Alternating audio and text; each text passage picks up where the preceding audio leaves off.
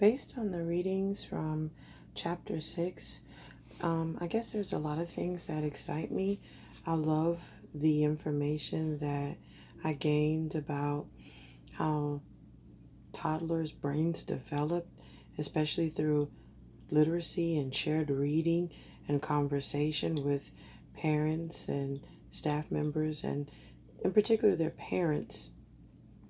I think one of the things that worries me the most is that not enough parents are speaking to their children or with their children. Sometimes they speak at, and there's just directives and instruction, but there's no real amicable conversation because sometimes, for either lack of time or they're tired or just, they don't want to be bothered, some of them, or some of them are just don't know that at that age that 2 and 3 year olds really can comprehend.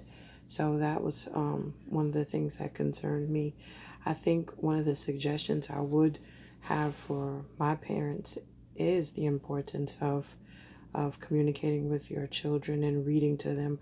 I have the opportunity and I'm fortunate enough to work at an elementary school where there is an early Head Start program, and because I don't have any kids, I never knew about these programs, but they are extremely beneficial and they have so many perks. They have eye exams, they have a dentist, they do a lot of things, even field trips.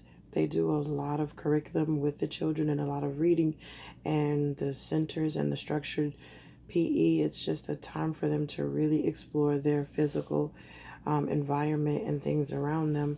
I think another concern or suggestion I have is the fact that there is space caps. There's limitations to how many students that they can enroll in these early Head Start programs. So my concern is, what does a parent do that wants to enroll their child into one of these programs, but the program is to its fullest capacity?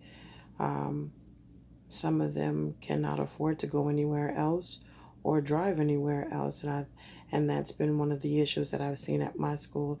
Is there's a very long waiting list for parents to get their child enrolled in the early Head Start program. Even local schools that offer it, it's only from 8 to 12.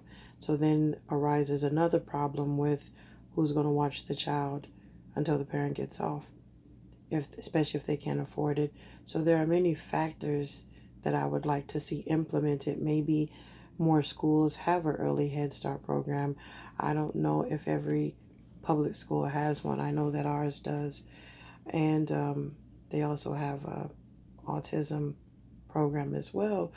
So these are just one of the perks at my school, but I don't see it everywhere else.